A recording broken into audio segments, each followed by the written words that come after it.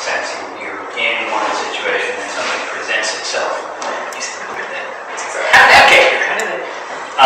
And so for me, one of the starting points in terms of material, we'll talk about material in a different way than you guys. But in terms of the starting point for material, I have those sketches of birds. I heard that. Maybe it goes like that. Maybe it doesn't. But that's pretty far back in the process, and it's not replicated in a particularly orally legible way in the resulting work. I think because there's this sort of translation process into from the bird to a rough transcription of the bird song by me to a consideration and rewriting of that bird song so that it might do something that I'm interested in compositionally. Because there are many lovely bird songs out there, but not necessarily one that I want to work with. Then mapping that onto a score with an idea of particular instrumentation, particular names, and particular things to do. Then a mapping of that to the particular performance of a particular performer on a particular day.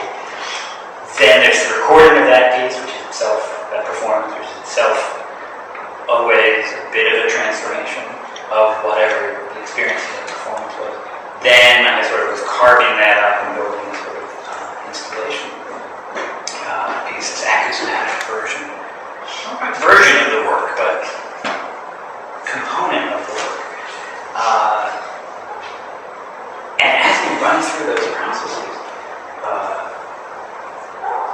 that it's not simply a question of distance, I think it's a question of the number of iterations by which the material is transformed so far that there are moments where you say, it's a bird. It's not a bird. So I think there's that material source for our time there. I also found that the walk and how the walk relates to time was, for me, very interesting and important when we were there. And in terms of formal organization, for me, that walk was actually, I think, one of the most important things.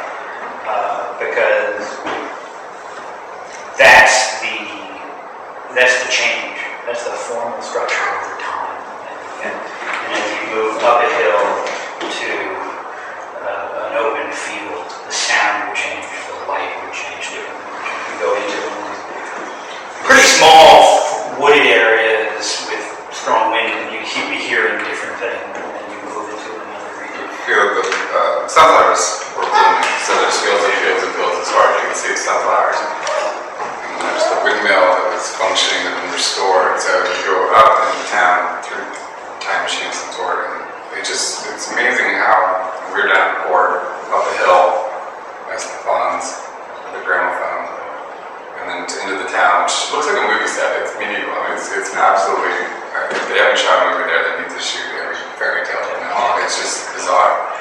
And then out into those fields, and then off in the distance there's a little cloud factory, that's called it, the nuclear reactor. So it was just very strange. You could kind of bounce back and forth time-wise and lose reference and lose way. Which I think is why I felt good about doing, in my own process, I was concerned at first about how remote this installed version was going to be sort of from the title, honestly. But as I thought about that experience of the walk, in some ways that's the model for this. There's a bunch of chant procedures that are having sounds appear at different places and different times and through different transformations. And even if the sonic material is quite different from those walks, I hope that the process of being in this space and moving through this space in some ways replicates that time-based experience. When I was actually installing stuff and testing it out, I was also, this is the first time I've seen all of the in the form they are. And I felt very vindicated because I felt like the process and the distance that visual material had come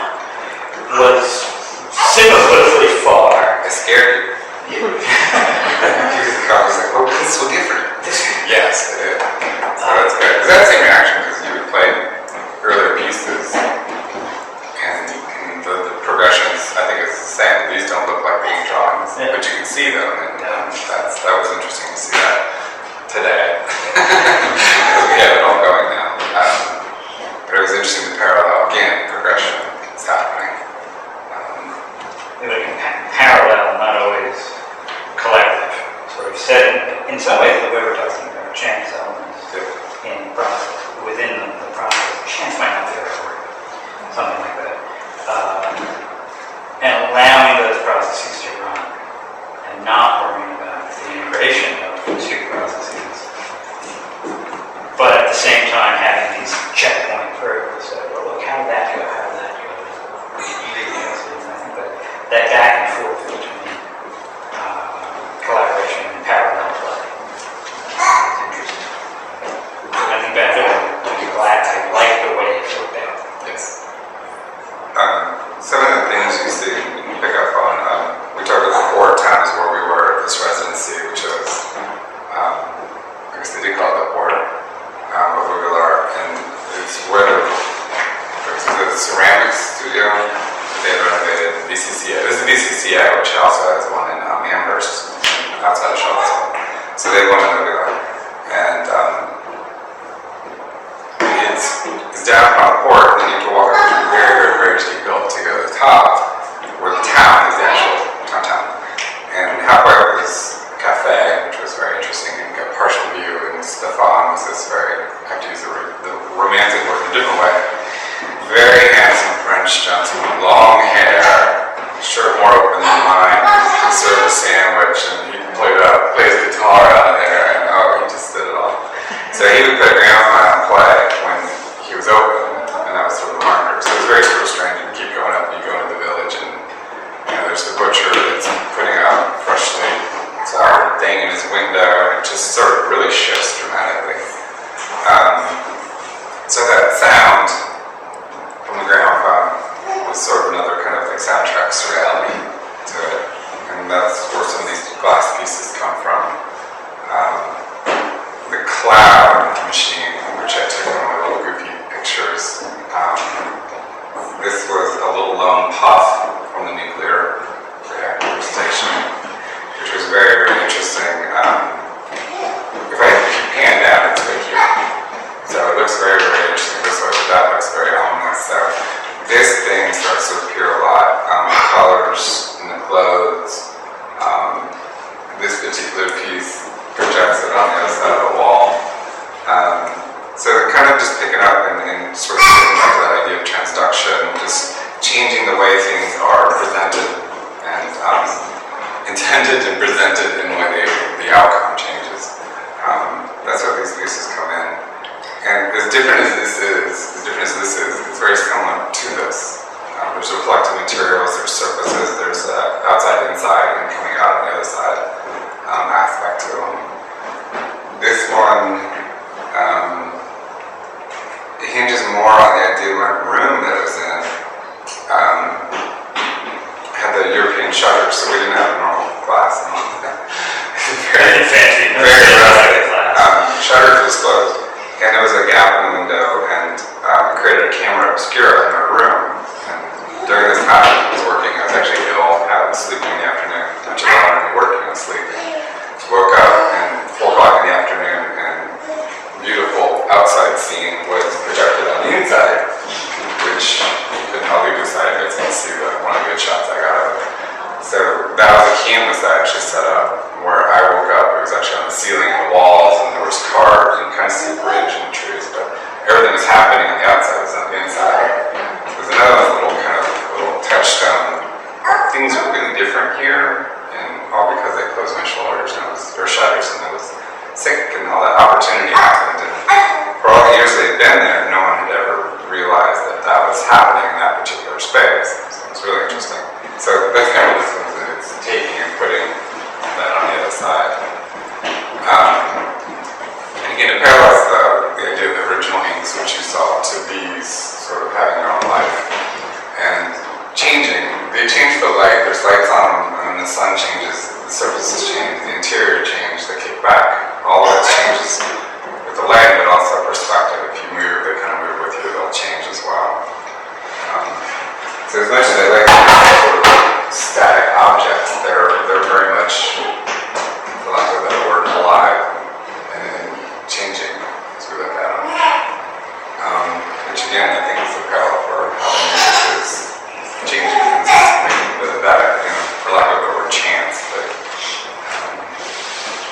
dynamic, active dynamic is happening. So it's kind of hard, and it's been difficult with this work is so different than what I'm used to doing. I'm used to more constructive processes, which I create situations and let them happen, and I modify the process to get a product. And it's very, very hands-off. Like, a lot of the smoke work I've done, you really can't see my hand in it so much. These are completely my hand, but there's still it's almost reversed the process where there's a lot more chance happening. As much as the other ones were removing my hand and relying on chance, these rely on chance and involve my hand. And that was a big flip in terms of thinking and making.